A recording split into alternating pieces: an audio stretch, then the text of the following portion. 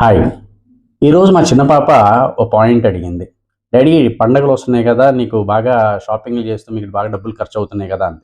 అప్పుడు మా పెద్ద పాప కదిలించుకొని అంది, డబ్బులు బ్యాండ్ ఏంటి అది ఎకానమీకి ఉపయోగపడేది అంది. అది ఎలాగా అంటే తనకి చెప్పడం అర్థం కాలేదు. ఈ మధ్య ఓ మీటింగ్‌లో ఒక పెద్దాయన చెప్పిన విషయాన్ని క్లియర్‌గా తనకి ఎక్స్‌ప్లెయిన్ చేశా. సో, మన ఇండియాలో పండగలంటే సంస్కృతే కాదు, అది ఎన్నో ఉద్యోగాలకి, ఎన్నో వ్యాపారాలకి, ఎంతో ఉపాధికి, ఎకానమీని బూస్ట్ చేసే ఒక మంచి హార్ట్ బీట్ లాంటిది అని చెప్పని. ఎలాగా అంటారా? సో, ఏ పండగలైనా అది హిందూస్ ఫెస్టివల్స్ అయినా దసరా అవ్వచ్చు, దీవాళి అవ్వచ్చు, సంక్రాంతి అవ్వచ్చు, వినాయక చవితి అవ్వచ్చు, ఏదైనా అవ్వచ్చు, లేదా ముస్లిమ్స్‌కి సంబంధించిన రంజాన్ అవ్వచ్చు, బక్రీద్ అవ్వచ్చు, క్రిస్టియన్ సంబంధించిన క్రిస్మస్ అవ్వచ్చు, ఈస్టర్ అవ్వచ్చు, గుడ్ ఫ్రైడే అవ్వచ్చు, ఏదైనా సరే. వాళ్ళ పండగలకి ప్రతి ఒక్కళ్ళు ఏం చేస్తారంటే వాళ్ళ స్థాయికి తగ్గట్టుగా షాపింగ్ చేస్తారు. అది బట్టల షాపింగ్ అవ్వచ్చు, మట్టి బొమ్మల షాపింగ్ అవ్వచ్చు, లేదంటే మొబైల్స్ కొనటం అవ్వచ్చు. కొంతమందేందంటే వాళ్ళ పండగకి సెంటిమెంట్‌గా ఓ ప్రాపర్టీ కొందాం, ల్యాండ్ కొందామనో, బిల్డింగ్ కొందాం అనుకుంటుంటారు. లేదంటే మొబైల్స్ కొంటుంటారు. లేదంటే గనక గోల్డ్ కొంటుంటారు.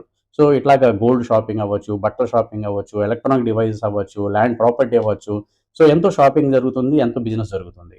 అదే విధంగా ట్రావెల్. సో, కొంతమంది ట్రావెల్ చేస్తూ ఉంటారు. కొంతమంది వేరే చుట్టాల వాళ్ళ ఇంటికి వెళ్తూ ఉంటారు. ఎక్కడెక్కడికో తిరుగుతా ఉంటారు. దానివల్ల ట్రాన్స్‌పోర్టేషన్‌కి బిజినెస్ మంచి బిజినెస్ అనేది జరుగుతుంది. గవర్నమెంట్ అయితే స్పెషల్ ఫ్లైట్సు, స్పెషల్ ట్రైన్సు, స్పెషల్ బసెసు వేస్తూ ఉంటుంది.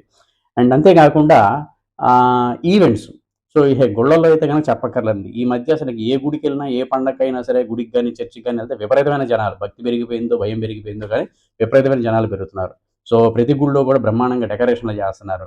సో, ప్రతి గుడి బయట చూస్తే గనక ఎంతోమంది కొబ్బరికాయలు అమ్ముకోవడానికో, పూలు అమ్ముకోవడానికో, నూనె అమ్ముకోవడానికో, పత్తులు అమ్ముకోవడానికి రకరకాలుగా షాపింగు చేస్తూ ఉన్నారు.